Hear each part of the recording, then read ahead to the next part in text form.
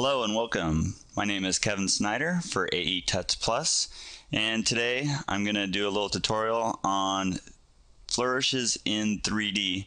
So flourishes seem like they were really popular a little while back and they've kind of run their course, but now that we have After Effects CS6 with 3D capabilities, I'm going to bring flourishes back in 3D though. So is what kind of gave me the inspiration for this tutorial is I've seen this style online a little bit where it looks like they're paper strips, right, making different shapes, and it's kind of a cool look. I've also seen the look where it looks like it's made out of metal. So we're not going to do anything quite this detailed, but I'll show you everything you need to do where you could do this in After Effects. But in After Effects, I've noticed with 3D, it does get a little render intensive. So we're going to keep it a little more simple in this tutorial, but like I said, you could make something as complicated as this image here. So let me go ahead and show you a preview of what we're going to be making.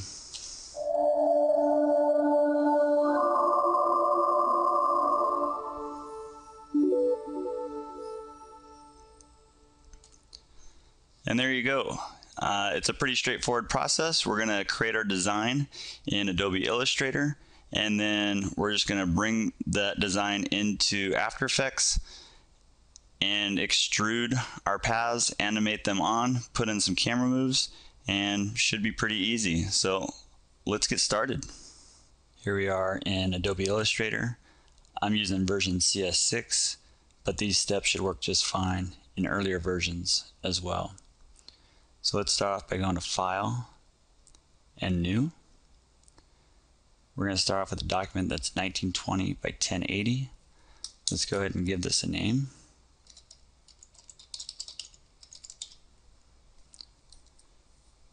Click OK. In my original example, we used the AE Tuts text. So let's just add some text in here.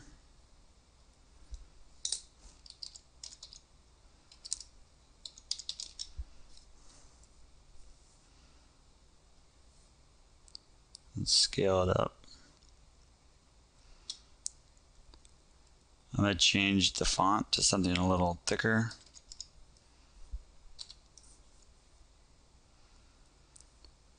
Okay, and then we want to go to Type, and we want to create outlines. So now each letter is separated.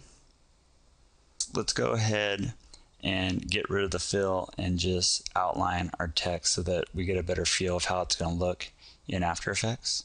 So I'm going to select all the letters, and I'm going to just select this two-ended arrow here, or you can press Shift X. So I'm going to swap the fill with the stroke, and so now we just have our text outlined. Let's do a little layer management before we move on any further. So I'm going to go to Layers, and here's the layer with all of our text elements in it. I'm going to go ahead and rename this to Text, and I'm going to create a new layer. I'm going to name this Swirls.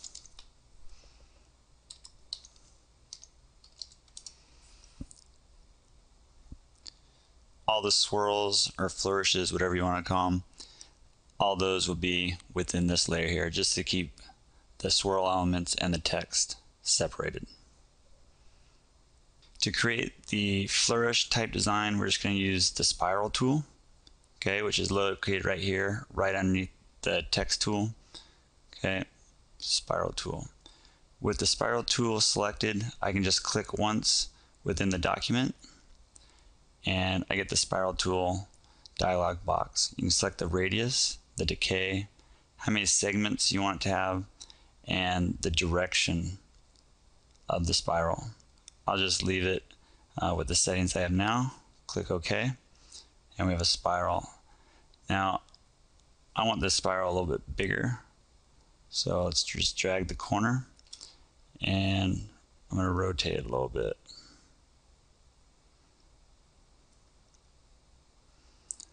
The the next thing to do is to add some segments onto the spiral so that it extends off of our document.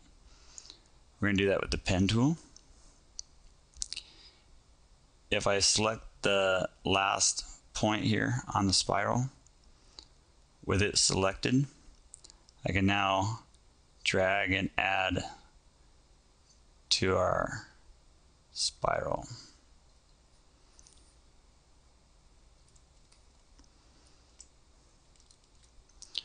Okay, and to modify these points, I tend to have an easier time with the direct selection tool. So that's what I'll use. I can come in here and select the points and kind of move them around. This point right here where we've added to our spiral, I like to convert that, okay, to smooth. So if we select that, it rounds into the spiral a little bit nicer.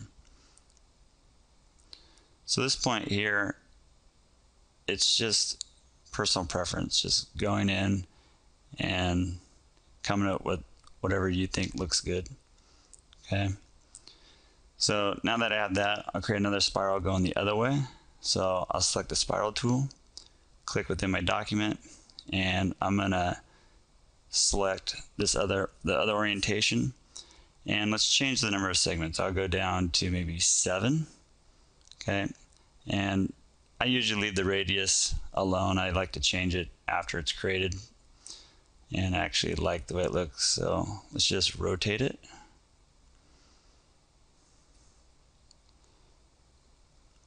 And maybe we'll put it right in here.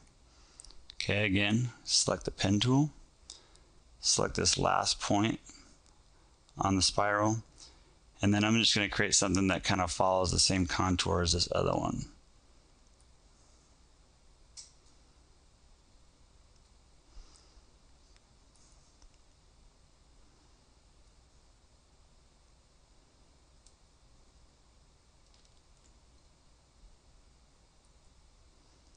Okay, this point right here, I'm going to convert it so that it smooths out.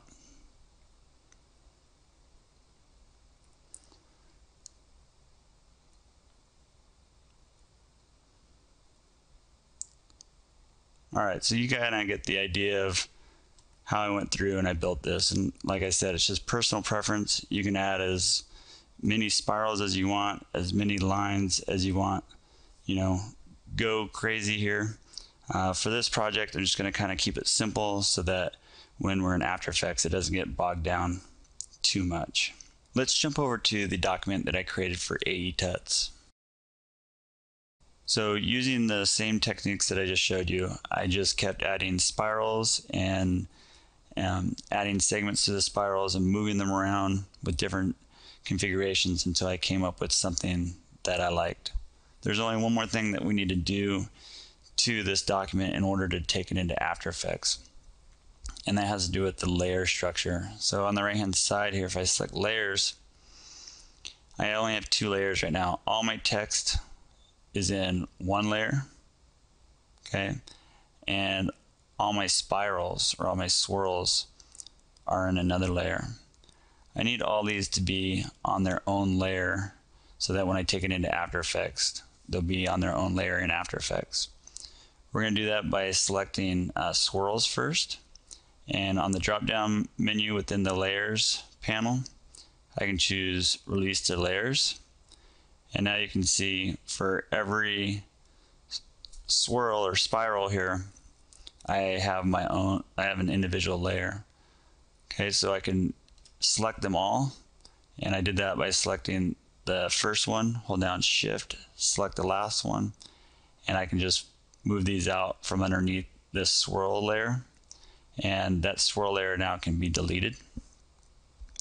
Let's do the same thing with our text. We want each letter to be on its own layer, and each letter is within this group. I want to move it out from underneath this group and just have it be underneath this main text layer. So I'll select the first one, hold down shift, select the last one, and I'm going to move them underneath the text layer.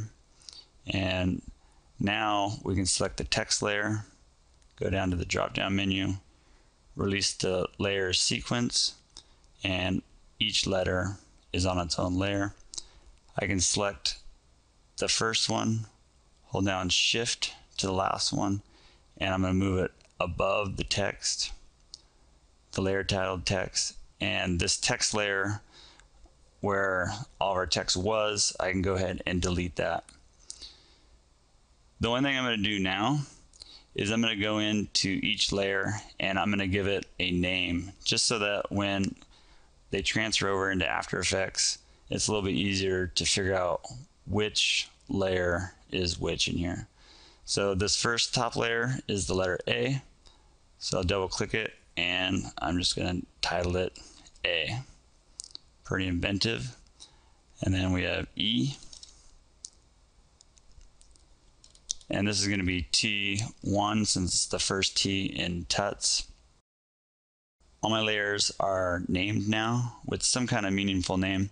So I have AE and then T1 for the first T in Tuts, and U, T2, S, the plus, and then I have R1 through 5. So I'm going from top to bottom. So R1 is the topmost swirl on the right, and then R2 is the second one down, R3 is the third one down, and so on. And then I get to the left hand side.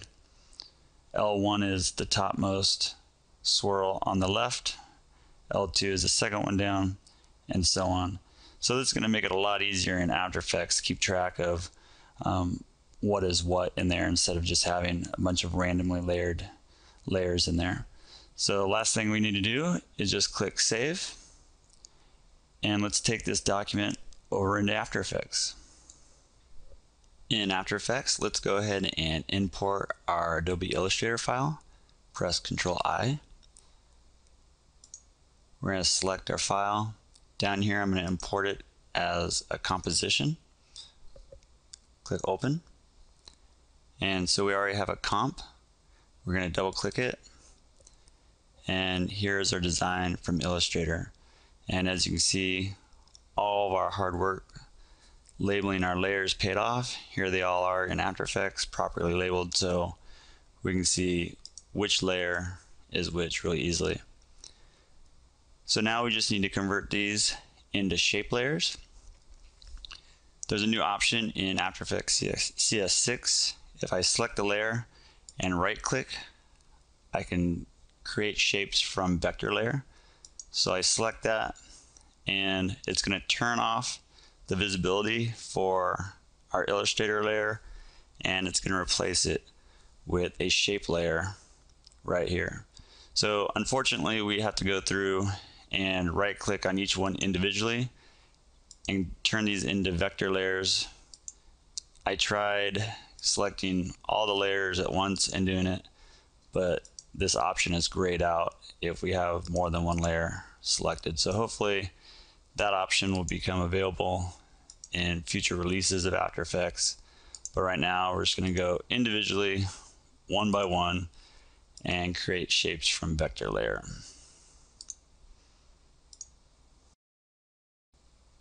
Okay, I've created outlines for all my Adobe Illustrator layers. So as you can see, if I scroll down here, they've all been turned off for their visibility, and we just have the outline layers up here. So we don't need these layers anymore, but they're kind of nice to keep around just in case something gets messed up.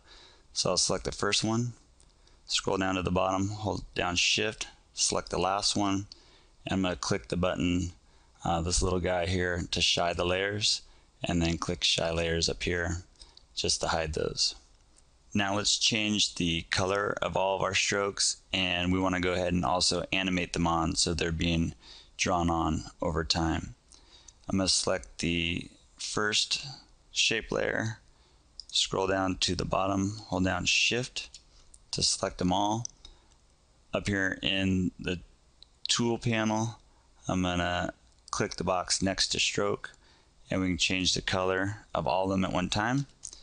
I'm going to change it to something that is closer to the AE Tuts color. It's a little bit lighter than theirs, but once we add light to this 3D scene, it's going to change it a bit. Select OK, and we changed them all to that light purple. And actually, while they're all selected, Let's also change these to 3D layers because we're going to need to do that to extrude them. I'm going to open up the contents of the shape layer here, and we want to actually add to this in order to animate the paths coming on. We want to add trim paths. I'm going to twirl it open for the start. I'm going to change this to 100%, set a keyframe. Let's come out here to 3 seconds and change to 0 to set another keyframe. I'm going to right click it, change keyframe assistant to easy ease, or you can press F9. So now we can scrub through here and see that our path is animating on. Okay. Also, since we've turned this into a 3D layer, we have new options here in CS6. We have geometry options. Twirl that down. I'm going to change the extrusion depth to 60. And if I come back out here to 3 seconds, we can see that it has depth to it now. Let's go ahead and copy these options to our other layers. So I'm going to select trim options, or I'm sorry, trim paths, and our geometry options. So to do that, I select trim paths and then hold down the control key and select geometry options. Control C to copy, and I'm going to select all the other shape layers. Control V to paste.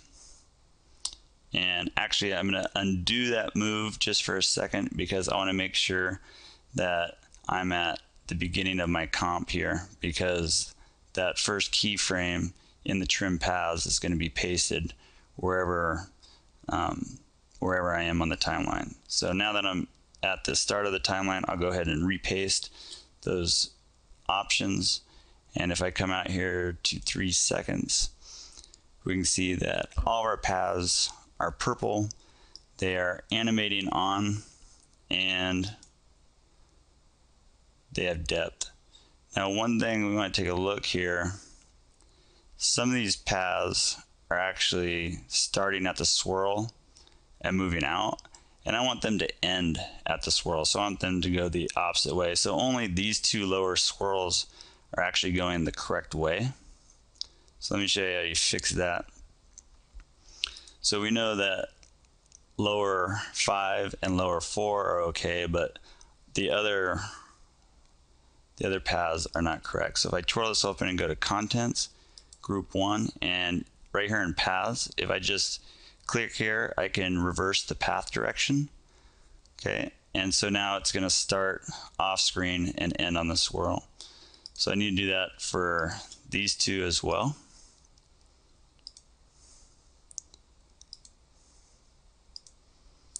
Okay, and it only did it for the one. Let's come down to this one. Okay, so now we can see that all these paths on the left hand side are starting off screen and they're going to end in the swirl. So I just need to go through for these paths on the right hand side and do the same thing. I just need to reverse the path. The other thing that I like to do is, instead of having all these paths come on at the same time, is we'll go ahead and just offset them a little bit. So all the ones on the left, I'm going to select, and I'm going to press U. Well, let's just press U once to see the keyframes. And I'm just going to go in here, and you can just kind of manually offset these a bit just so they're not the same. Okay, and again, this is one of those things where you can just play with it and kind of see what you like.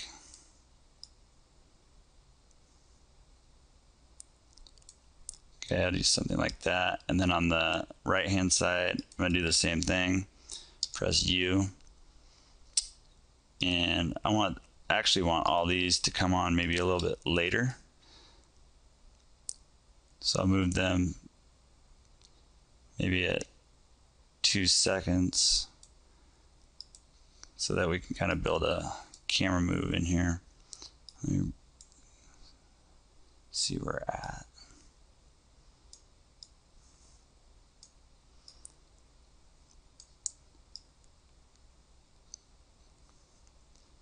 Okay, just to kind of break it up a little bit. And you can tell it's taking a little bit of time to redraw the screen as I go through here.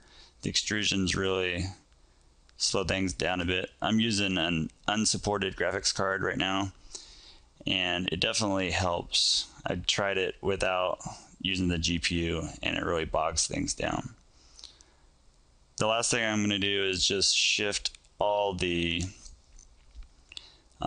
layers for the text down the timeline as well, because I want them to complete after these swirls get out here a little bit further. So I'm going to take all of my text and I want them to finish a little later. So I will offset these two just a little bit just so they don't all finish at the same time.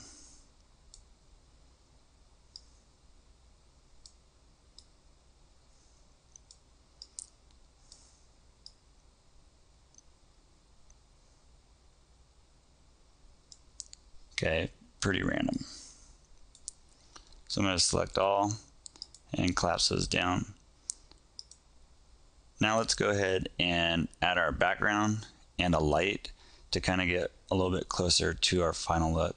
So I'm going to go to Layer, New Solid. I'm going to call this just BK. For the color, I'm just doing an off-white. Select OK. We're going to enable 3D for that. And we want to go ahead and go to 2 views horizontal. On the left side, we're going to have our active camera. And on the right, I want to go ahead and view this from the left. Our background layer is too far forward, so it's hiding all of our shapes over here.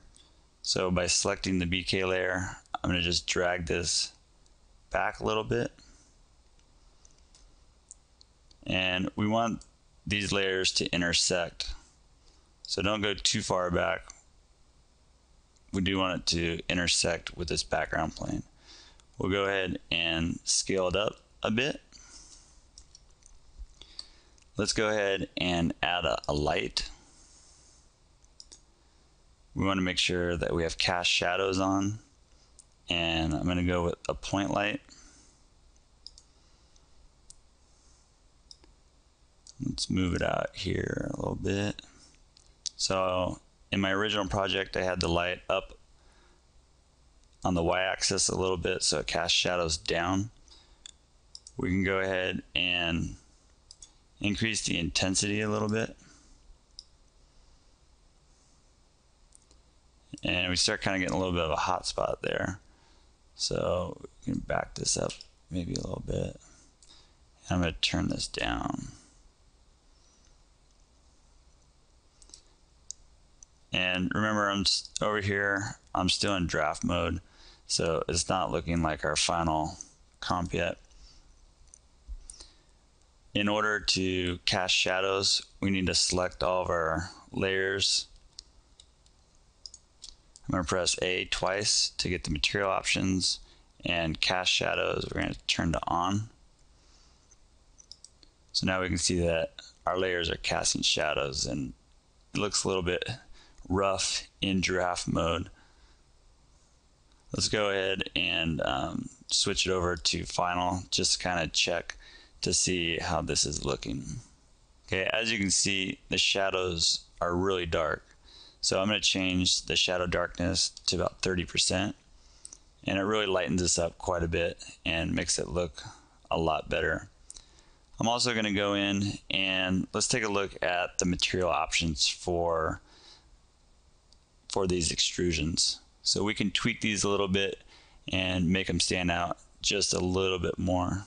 Let's move down to my first shape layer here in the stack. So back to L5. And in the material options, it does take a little bit experimenting to get the look that you're after in here. And it's fairly slow because you want to make sure that your quality here is on final quality when you're playing with these settings. Otherwise, you don't really get an accurate idea of what it's going to look like. So I played around with it a little bit, a lot of trial and error, and so I'm just going to plug in the numbers that I've got, that I came up with, and like anything else, feel free to play around these, crank the sliders back and forth, and see what they do. So for ambient, I'm going to go with 40, diffuse 100, specular intensity 100, specular shininess 8, metal I'm going to leave it at 100, reflection intensity 90, reflection sharpness I'm going to do 8, and reflection roll off 10. Okay, and so now I'm just going to copy I'm going to select the material options, press Control C, and I'm going to press Control A to select all my layers, collapse them down so I can see them without scrolling so much. Select my second shape layer down, hold down Shift, select the last one, Control V to paste, and you can see by doing that we've lightened up these layers quite a bit. Let's go back to just one view, and I want the active camera, and let me switch this over to Final Draft, just kind of get an idea of how this thing's looking. Okay, so here it is on Final Draft. It's looking pretty good, not too bad.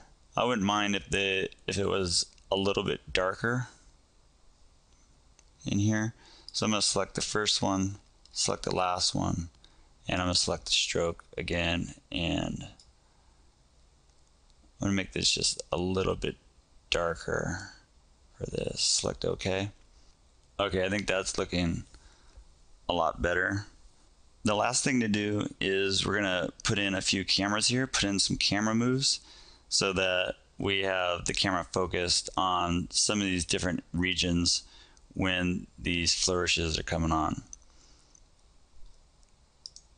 So let's add a camera to our scene. So layer, new, camera, and I'm just going to go with the 50mm camera 1.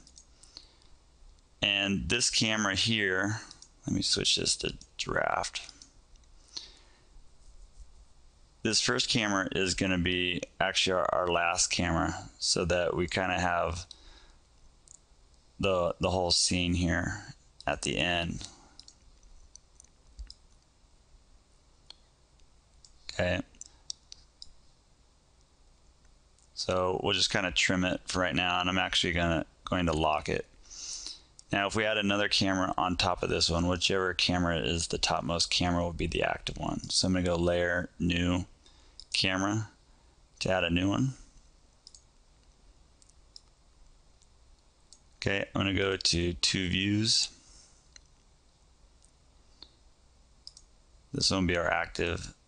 This one over here, I'm going to go to I want that one to be active. We're going to go left. Okay, and here's our camera out here.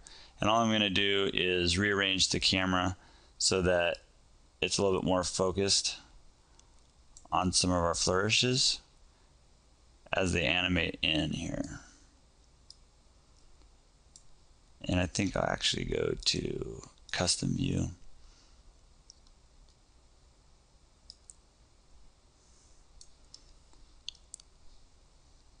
Okay, and if I select R for camera 2, we can change the orientation a little bit and just kind of find an angle that looks cool. Okay, I kind of like that. I'm going to press C to go into the orbit on the camera here. And the other thing that I did on the original one is I also enabled depth of field just to add to the look a little bit. So on camera, I press A twice and depth of field on. If we pull out here, we can see the plane of the depth of field is way out here. So on the focus distance, if I start pulling this back, you can see that plane is moving towards the camera, so we want it a lot closer. I'm going to hold down shift to move it quicker. And let's zoom in here so we can kind of get a feeling for where this plane is located.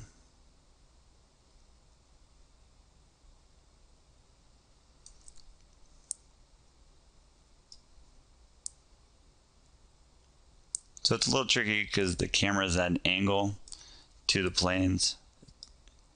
So probably don't want to get too aggressive on how much blur we add, but just a little bit I think looks pretty good. Okay, so you have to just play with the blur level. Okay, it's at 100% right now, and you can also mess with the aperture. I'm just going to change the blur level to about 30%. And over here, I'm going to change this to final quality and get a little preview of what the final output's going to look like. Okay, not very dramatic. I'm going to go ahead and crank this blur level up. Let's go back to 100% and just see what this looks like. Okay, actually, I think it's better than the 30%. It's a little bit too much. So let's go to 70. And this is one of those things. You just got to bounce around, keep playing with it until you find something that you like. Okay, I think that looks pretty good.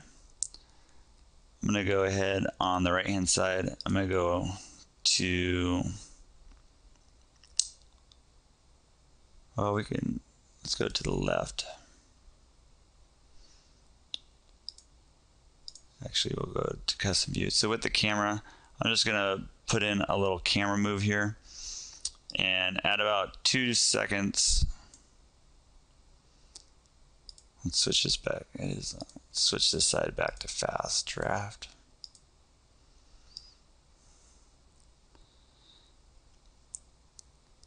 So at about 2 seconds, this is where I want this camera to end. So let's go to position and also Shift R for orientation. So I'm going to set a keyframe for position and orientation. That's where I want the camera to end. And to start, I'm not going to get too dramatic with the camera move. It's going to be pretty gentle.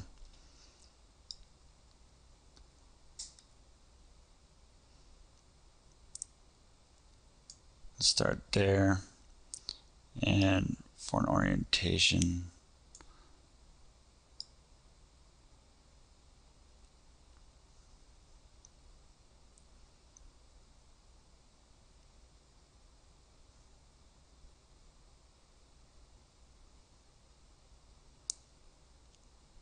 okay, I like that. And let's extend this just a little bit past 2 seconds so that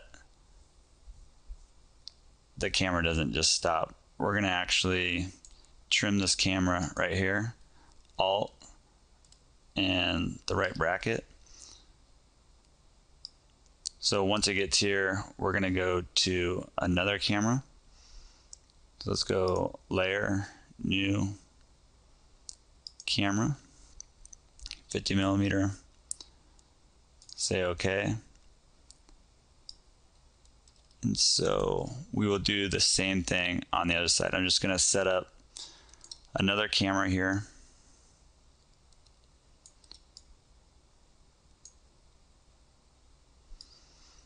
Focus on these elements on the right hand side.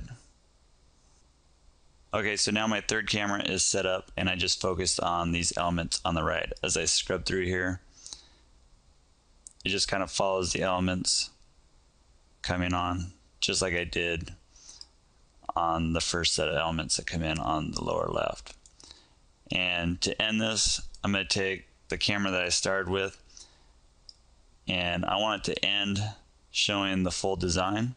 So right here at about 6 seconds, I'm going to set a keyframe just for position.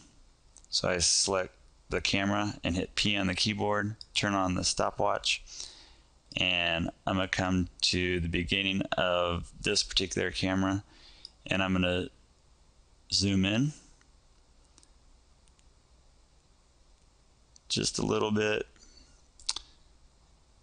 and I'll select this keyframe at the 6 seconds and keyframe assistant easy ease, so that at the very end this camera pulls out.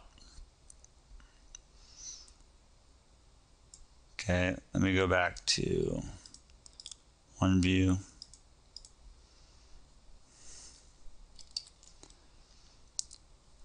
And let's kind of get an idea here of what's going on with our animation.